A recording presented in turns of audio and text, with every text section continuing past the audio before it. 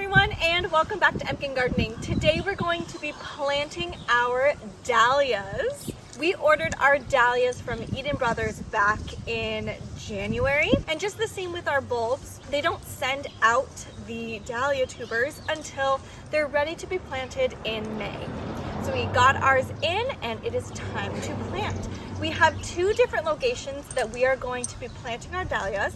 The first one is our front flower bed, this really skinny front flower bed. And then the second is actually in our weeping cherry tree. And we'll show you what's kind of going on over there in a little bit. So with this dahlia order, we ordered 8 different varieties. We have not planted these varieties, but one is incredibly popular that I have wanted to try out. Both Ryan and I chose these flowers, so it's kind of cool that we both got our hands in picking which varieties we are going to choose this year. So our game plan when thinking about how to plant the dahlias and where is going back to our original kind of spacing with our alliums. Our alliums are just starting to either bulb up or they're just starting to break open and kind of show there's little star flowers about to pop. So that's really exciting. And our plan was to put dahlias in between each allium going along the front. In addition to that strategy, we're going to kind of think about it going from smallest to tallest being in the very middle of the skinny flower bed. So of the 8 varieties, we got 2 of each dahlia. So we're going to start with the smallest ones on either end and then keep increasing them in height until the very middle of our skinny flower bed has the tallest dahlia in the middle. Now with the weeping cherry tree, it is going to be a little bit different. We're going to put the shortest ones kind of facing the house a little bit more and the tallest ones along the fence towards the driveway bed. So here are the 4 varieties that we're going to be putting in the front flower bed. When Eden Brothers sends them out, they send them out with a bunch of soil already and each of the tuber bundles together in one bag. They are labeled really nicely so you know exactly what's in there. In a little bit, we're going to take a closer peek on what these tubers look like once we pull them out of the bag. But in this bed, starting with the very far sides, is going to be the Rembrandt mix. These ones are going to get about 3 feet tall, so not too terribly tall. And these ones are very special. This is one of the ones that Ryan picked out. In fact, Ryan picked out all of the ones that are going to be in the skinny flower bed. These ones have a mixture of colors from pinks, red, orange, yellow, purples, whites. But what's really interesting about them is they have specks and dots and stripes all over them like a canvas painting. So they're super pretty and they have very structured blooms and petals. So they're different than the other varieties that we are going to be planting. So that is the Rembrandt mix. So the next one in is going to be the Tyrell.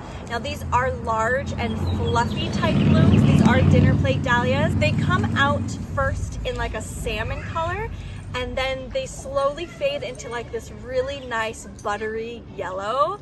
These are also only going to get 3 feet tall. And again, 3 feet, it's gonna like touch the top of our fencing anyway, but not as tall as some of these other varieties. So the next one in will be the Tyrell, beautiful, beautiful salmon into a buttery yellow color. The next one in is going to be the Penhill Watermelon. Now these ones really captured Ryan's eye. They kind of have very unusual blooms for a dinner plate dahlia. They have kind of like spindly, long, stretched out petals. It's going to be in like in a coral color, very, very pretty color scheme. But these ones are going to get 5 feet tall. So they're going to be quite a step up from the alliums that are going to be just brushing up above the fence line. These ones will probably get above the fence line for sure. So the Penhill Watermelon, again, that beautiful corally mixture of color palette and the very interesting bloom structures. That one's next. And then finally, our big ones in the middle, they're going to get 6 feet tall really big. These ones are the Belle of Barmera. These ones are very, very large in bloom. These ones have a more tropical look to them. Again, very giant blooms, but they come in like a peach, raspberry, coral color.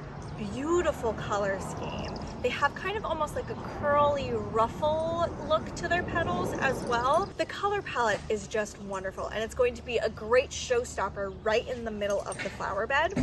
So again, 6 feet tall. These ones are going to get big. With all of these dahlias that we're going to plant, the more you cut them, it's going to encourage more blooms to form. So we love using dahlias for the summer and all the way into the fall blooms, but particularly to make flower arrangements. It's really nice having blooms through the fall and then being still able to cut off of these plants and make flower arrangements all the way through. So that is what's happening in the skinny front flower bed. Let's take a look at what's going to be happening in our front weeping cherry bed. Okay, so we are in our weeping cherry bed right now, and we have some unfortunate news. As in gardening, sometimes for whatever reason, you just lose plants. That's one of the hard lessons when you're gardening, but also just a reality of life, and it helps you kind of get past all of those things that could potentially happen in your garden that are devastating to create new opportunities for something beautiful and wonderful. So with that, we have lost our weeping cherry tree. It did not come back after the winter. So we investigated a little bit, and it just looks like there might have been some kind of borer, but the tint of it turned green. So I'm not sure if it was more fungal related or what. But we're going to be removing it and putting something else there as the centerpiece of this flower bed. So the name of this flower bed could be changing this year. Instead of a weeping cherry bed, it's going to be called something else. But within this bed, let's go over the dahlias that I picked for this space. So starting off, we have Emery Paul. Now this is a very unique dahlia. This one has the largest dinner plate dahlia blooms, reaching 14 inches across. That is a huge dinner plate dahlia. It comes in a beautiful medium pink color, and it reminds me of just like this beautiful pink teddy bear. It's so fluffy and huge. Now, to compensate for the large blooms, this plant does not get very big. It's only going to get 2 feet tall. So it's going to be really close to the front of this flower bed to allow it to be seen and showcased. If we put it in the back, you probably wouldn't be able to see it very well. So we're going to keep it towards the front so we can see these massive dinner plate blooms. Again, medium purple, super cute and fluffy, and I'm really excited about that. So that's called Emery Paul. The next tallest, which is probably going to be in the middle somewhere, is called Small World. Now, Small World, I specifically chose for flower arrangements. It just has such a unique bloom that it's going to offer nice texture variation when arranging flowers. So this is a very compact miniature pom-pom bloom, and it's in white. So very tight, tubular, nice pom-pom. It's going to stick very white, multiple blooms on a stem, so you can use it in a lot of different applications. And this one is going to get 2 to 4 feet tall. So it is kind of going to take up that middle height range. It could be 2 feet, it could be 4 feet. So we don't quite know. We're gonna keep it in the middle-ish area in case it's more on the smaller side. So this is Small World. Again, very tight, miniature, white pom-pom blooms. The other miniature pom-pom type of dahlia that I picked out is called Frank Holmes. And this one has the same type of bloom structure as the Small World, but with Frank Holmes, it's in a lilac color. So this whole bed is kind of like a creamy white, purple pink blend. The Frank Holmes is a lilac miniature pom-pom dahlia. This one is going to get 3 feet tall, so it's also going to be in the middle range of this flower bed to make sure that it doesn't get too tall and that we can still see it. The very last dahlia that's going to be in this weeping cherry bed is called Cafe Au Lait. Now this is the one that I really wanted to try. It's super popular with Eden Brothers. I knew that I wanted to make sure that I ordered it in January to get my hands on it. So this one will also have very large dinner plate blooms. It's going to start as a blush pink and then slowly fade into a peach and then like a creamy beige color. It's going to be darker in the center and then fade into those colors as the petals grow out. So it's a beautiful kind of ombre effect with this dinner plate dahlia. It is just gorgeous. A lot of people use this dahlia for weddings in particular just because of that color palette. So this one is going to get 4 feet tall. So it's going to be the tallest in this bed. We're going to put these definitely along the fence. Again, there's only 2 of each variety, but they will be in the back flanking the fence just to offer that support for their 4 feet tallness and to have their blooms really showcased for everyone who is walking past our property. So those are the 4 varieties that will be in the weeping cherry bed. But before we start planting, I just wanted to quickly go over the different parts of the dahlia as a refresher. Okay, so here is a dahlia tuber from the Cafe Au Lait. We talk about ordering from these distributors all the time, and it makes such a difference ordering through a company like Eden Brothers as opposed to a big box store where they've just been sitting on the shelves for months and months and months. The quality is just amazing. You can see the growth already happening on this tuber. So, different parts, you have the stem, right? Each one of these could be sectioned off into their own plants. A lot of people do that. They split their dahlias at the end of the season, store them in a very particular way, and then have an abundance of more dahlias to plant the following year. We're not going to do that yet. Maybe next year. We just don't have the space needed for 80 dahlias. We don't. We have 8 varieties, and that's plenty. So for us, we are looking for quality to use. If you look closely, you can see that there are multiple tubers on this bundle. There is the stem right here, and you can see the eyes on this tuber popping up. This is where they're going to start growing from. So even this little one, you can see the eye, and when they don't have a growth on them, they have like a spot, kind of resembles the eye of a potato. That's what it kind of looks like when it doesn't have the growth happening. But this is where the plant is going to grow. So you would have the bulk of the tuber, the body of it, the eye, and then there is, you can't really see it because there's dirt here, but there is the neck that is a kind of a skinny part that happens and it attaches to the stem. It's under there. But it'll kind of skinny out and attach to the stem, and that's the neck. Oh, like right there. The skinny part. Now that neck is pretty fragile, so you want to be very careful when you're planting your dahlias as to not break off the neck that's attaching the tuber to the whole body. So when we plant these, we're going to auger holes.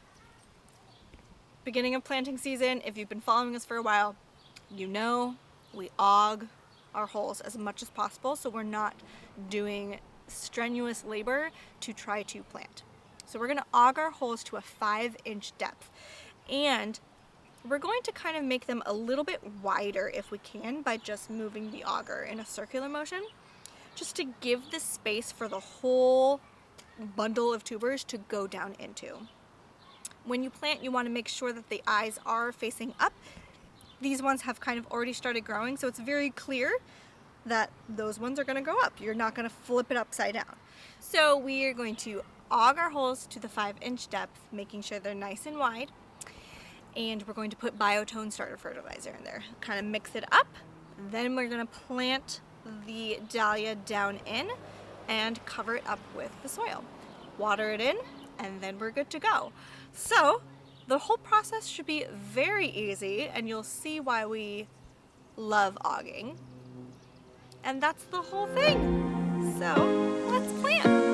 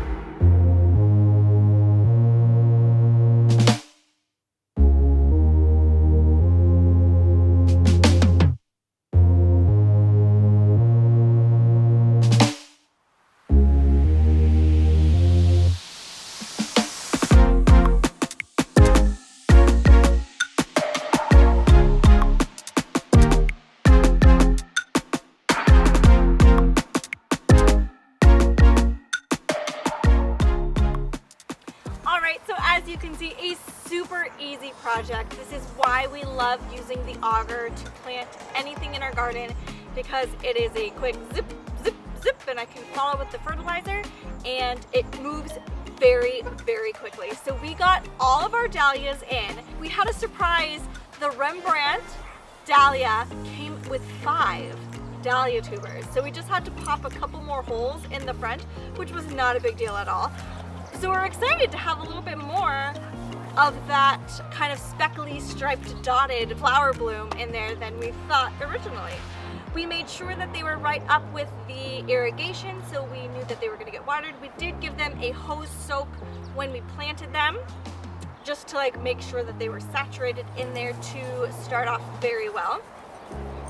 But we have still space in our bed for all of the zinnias that we have planned to plant.